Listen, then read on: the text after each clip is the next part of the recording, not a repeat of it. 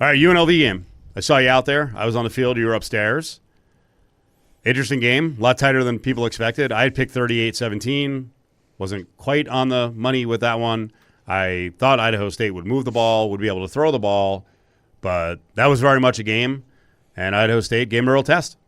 It was very much an awakening in that there's a lot of work to do. Now, I know that snarky comments by a lot of us up in the press box, just being facetious and whatnot, but a lot of it holds water in terms of, hey, Paul Gunther was brought in to bring his expertise, NFL mind,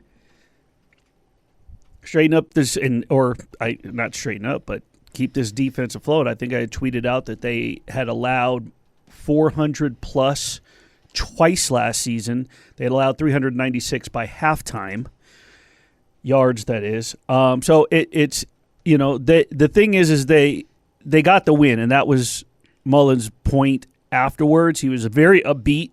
He wasn't going to come in. And the one thing that kind of impressed me in that press conference was that a lot of people come in and they'll point out, well, we need to do this, we need to do that.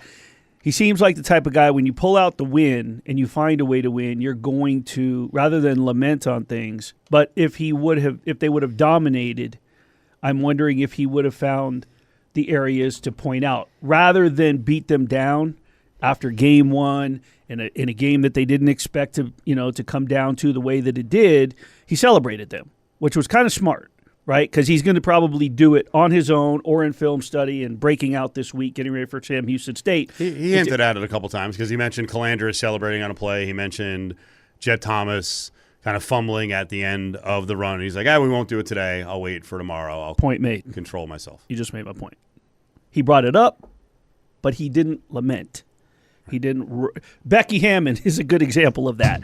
They could win by double digits, and she's going to say, yeah, well, I didn't like this. And then she's going to go into it. That being said, I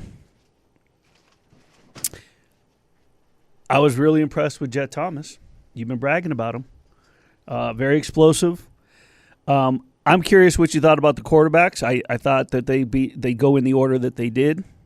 Of course, everyone was predicting a third quarterback would get some action. He did not. But were you impressed by one over the other?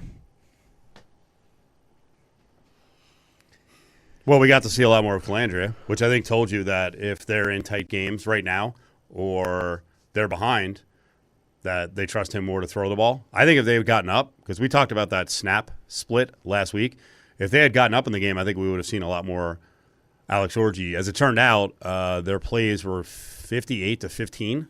Calandra 58, Orji 15, so probably beyond even what we had predicted. I think you said 70% Calandria. I think Griffin had said 75%. But they needed to throw the ball, and I think the guy they trust more throwing the ball is Calandria. I hope everyone got to see what Mullen especially was talking about. We asked him last week at the press conference. I did. He told me at a press conference. I saw that again this weekend, by the way. Told me when I asked him about the difference between the quarterbacks or special skills, he really didn't mention much about the passing. He mentioned a lot about the running, and he made sure to mention that Calandria has jets. And you saw it. He had a 37-yard run. He's got some good wiggle. I mean, we know from what we saw that Orji is going to be a weapon. Just like I told you, red zone offense, he's going to be good. I mean, obviously, got to hold on to the ball. That was a big mistake early on, getting popped on the right wrist and fumbling it out of bounds. But I like what I saw from both of them. I like what they run. One of the things I know Caleb Herring, I didn't even talk to him about this, but I'm guessing he's going to talk about because Mullen had discussed it on the coaches show. Everything doesn't have to be a freaking home run. You don't have to be a hero in the pass game. Scan the field, go through your progressions, and then guess who's waiting out there for a little dump pass 6 yards out? One of the running backs. I thought they did that really well. I thought their short passing game was impressive. All right, well, there were a lot of lightning strikes inside the Owl, and a lot of them came from the Idaho State side. That surprised a lot of people, so I want you to generally wrap this game. I mean, think about it. UNLV was +3 in turnovers, got 147 on the ground from Jet Thomas, and you wound up winning by a touchdown against an FCS school. It's insane, right? The numbers that added up to a Rebel 7-point win. If you win the turnover battle 4-1, you're thinking you probably should have ran away with that game pretty easily, let alone it being an FCS opponent. But we knew going into this game that Idaho State had a potent pass attack, that they were going to be explosive. They put up a bunch of points last year, and in order for them to have a chance, they would come out swinging. And give Idaho State credit. One, Jordan Cook was he's a pro-level prospect at quarterback, and he had some guys on the edges that were making some spectacular catches. There was 2 catches that had to go to review, and I didn't think that they made the play, but obviously the officials on the field made the call, and you got to give them credit for their effort. And then also the game plan. I think they understand their offense and what the defense are going to try to do to over-adjust and compensate for that pass attack. And they had some nifty leverage-type plays that took advantage of a lighter box with UNLV. And I think that was really the surprising thing for me, is how the battle in the trenches went. It was much more evenly matched in that regard on both sides of the ball, where their offensive line was able to control UNLV's D-line. And although they did have lots of rushing yards offensively, UNLV getting to 300, it wasn't as consistent as you would like to see against an FCS opponent. Where you should pretty much get 5 yards a pop is kind of how you would probably measure it if you go from a yardage standpoint, but just not as clean up front, even on the offensive line there. So those are some surprising things, but high-octane offense, you love to learn the lessons of this game while winning it. It's a different feeling to teach and make corrections after a devastating loss, an upset loss, than it will be to squeak out a win and kind of be able to lock the guys in and refocus the team without having to go 0-1. Caleb Herring is with us, former quarterback with the Rebels. Like we said, we knew that Jordan Cook and Idaho State could throw the ball. Didn't know they were going to be able to run it that well. Why were the Bengals able to run it that often? And a lot of it was just delayed handoffs and draws. Yeah, seriously, delayed handoffs and what that allows defenses to do in the meantime really make a big difference. And UNLV already had this sort of 41 look. Their base defense for the game was a 42 with Marcel McDuffie and Blessing Elamotu at linebacker. But by nature of the formations, they were going 3 wide, a bunch that was split out wide to the numbers. So you kind of overcompensate with that second linebacker and get them outside of the box a little bit.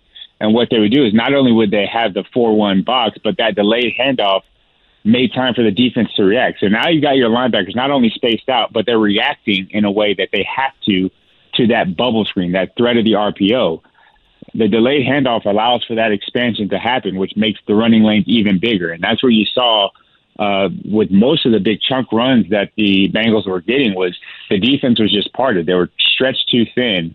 I think they anticipated maybe being able to stand up to the 5-man blocking scheme with just 5 defenders, but that requires somebody getting off their block and doing it in a hurry because their running backs were hitting the hole quick once they did have the ball. So if nobody gets off their block in that front 5 and there's an unimpeded running lane, it's really tough for everybody else who's trying to play the pass to then recover and get back into the play. And that's what ended up happening. Just getting back into the play 10, 15 yards down the field and getting gashed by the run like that made you have to respect it. And they achieved a really good balance as an offense did, the Bengals, and UNLV just maybe couldn't figure it out quite consistently enough on the defensive side. Let's talk about the quarterbacks. First of all, Calandria on PFF was the highest graded offensive player at 86.9. I thought he played really responsibly. I think that's a good word, and obviously showed maybe more than a lot of people thought with his legs. Yeah, you definitely saw glimpses of the legs and the explosiveness, his creativity when scrambling. And I don't think maybe people anticipated that because of his stature that he would be that effective of a runner. He even got some designed runs. But he showed the swag. He showed kind of the spark that he can bring emotionally for a team. He was fired up, celebrating just about everything, all the success the offense have had with intensity. And one of my concerns was that maybe based on what you saw from him in Virginia, that sometimes the emotions got the better of him. But you're right. He played a very responsible game, coming in still very much competing and trying to solidify himself as the number 1 guy. I think has something to do with that. But just maturity, his composure in the decisions, the plays that don't show up in the stat sheet. Obviously, he had some big completions downfield and some big-time scrambles as well. But it's the plays that don't show up in the stat sheet, like the incompletion. There was an earlier second down attempt where he just dropped back and the play wasn't there, threw it away, preserved the 10 yards to go down in the red zone, preserved an opportunity for points.